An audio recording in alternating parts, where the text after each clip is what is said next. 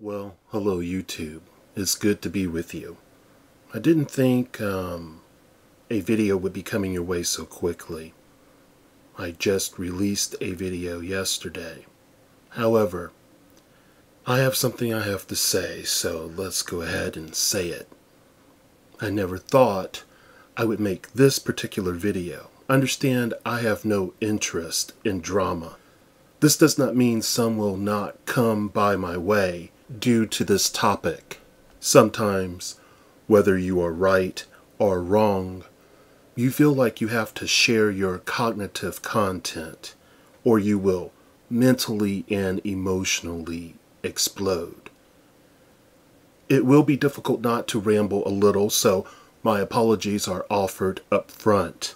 Now, you have been warned, so any comments in the comment section in regards to this will just be ignored and deleted. You do not have to continue. If you do, I hope that you will listen to the entire video and consider exactly what I said and not your spin on my expressed thoughts. Now, if you have viewed a number of my videos, you may have noticed that I have no issue providing praise or constructive criticism. I do not allow race, gender, religion, philosophical leanings, or political standings to slow me down. Today, I will be addressing a certain segment of heterosexual or bisexual white women. This comment should inform you that a distinction is being made, and it is my intention not to use sweeping generalizations. Let's begin to close the field of consideration. This video is in regards to white women who are open to dating or copulating with black men. It does not matter if they are genuine or considering themselves as racially slumming. This also addresses white women who do not desire to date black men, but think most or all black men desire them. First, do get it straight.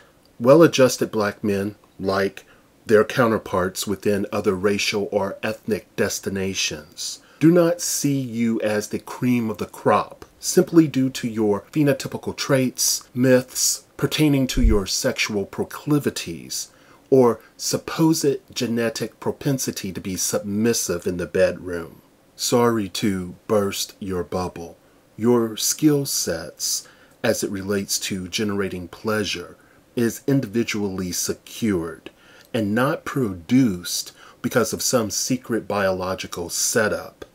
White women are not engaged in some hugger-mugger of promiscuity. You do not naturally outperform or are more generous in the bedroom, nor do you corner the fellatio market or are more provocative. Do note, men of quality fail to consider these things as the sole constructs that distinguish you. So stop equating your worth to your body. Surely this is not your exclusive currency. If it is, I'm sad for you.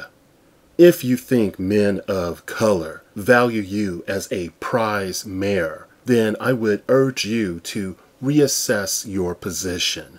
Do not be so quick to think that black men are titillated to have you on his arm. You have to pass the litmus test like any other woman. Reputation, attainment, and character matters to us.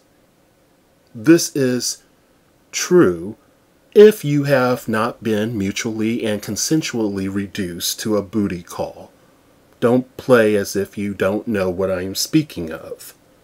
In which case, if you admit that you do understand where I am coming from, please do refrain from conflating your relinquishing to lust with the man being of poor character. Those are two entirely different things. We men of color understand that you being a member of the majority has its perks. This does not mean we select to climb the racial ladder by mounting you.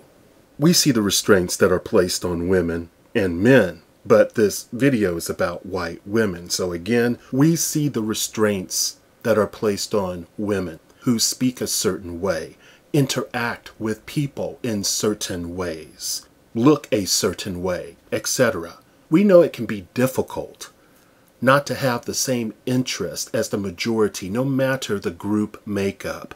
We see how you are at risk in being perceived negatively if you are to date black men. Yes, it still happens. However, black men also understand that if they select a woman outside of our group, that we will be scrutinized also. We have no need to live our life for others, but facts are facts. This is the way of the world. Managers, co-workers, and anyone else who selects to voice an opinion will more than likely contribute to our experience.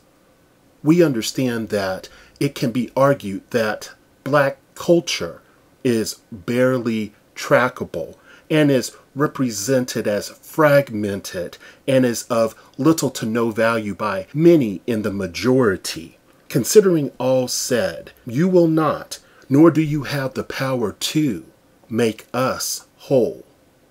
We who have shed or have never claimed mental or emotional impotence select not to be judged by the vagina we have access to, or the material possessions we own or steward.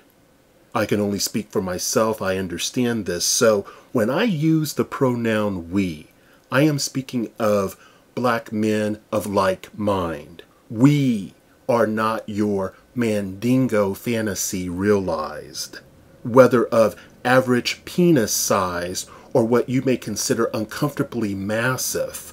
We refuse to be put on your internal slave block, only to be auctioned off and employed as your sexual servant.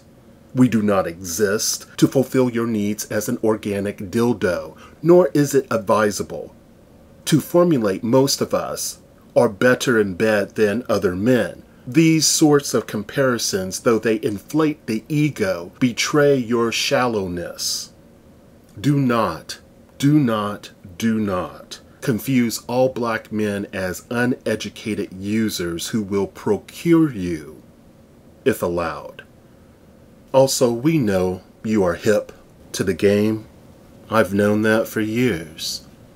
We know that you know that one of the unspoken reasons some black men, some emphasis on some black men, stopped dating black women is due to the press some undesirables have earned within our group. We are speaking of the so-called ghetto queens that were and are made mockery of. Black men are not ignorant regarding the makeup of these women. We have witnessed the selling of their souls to the U.S. government, the voluntary selling of their souls to the U.S. government in exchange for welfare and handouts. Don't conflate this with those women who needed help, sought out help, used it to reestablish their financial foundation, and left it behind when it served its intended purpose. No. We are speaking of the ones that saw it as a desirable path and spent years telling black men to get white women. Why? Because supposedly strong black women didn't need men. And no person should necessarily need another if they are healthy, correct? The word need here, I suggest, was poorly used. Many men I know agree with me when I state they want a woman who desires them. They do not want to be the object by which a woman derives purpose and uses as means to direct her behavior. Those days are over. The challenges of those days are not beneficial to a healthy relationship. Yet we know some of you are capitalizing off of this innocuous, naive position that you project as you declare some fallacious, naive state. Let it be known, we do not accept that all or even most black women are bitter or are of little internal substance. Most of these ideas are generated and maintained by the media. Many within my collective understand the media has never been our friend. Those who are savvy do not allow it, or the hype which is commonly regurgitated to misdirect our path. We know you can be just as sulfurous as the wide reported baby's mama, or as disingenuous as the well-documented hood rat, or as lacking in usefulness as the gold digger. Many of you are not above having a rotten or decaying core. The essence of hate is as visible in your culture as it is in ours. We are hip to the fact that you can play victim, and boy, can you play it well. Some of you are very accomplished at it. This action shields some of you, yet we see through the muck. You are not sheltered from any negative attributes, unless you personally have grown beyond them. You maintain, like all of us, the power of personal selection, and it has nothing to do with race. Yet some of you think it has everything to do with race.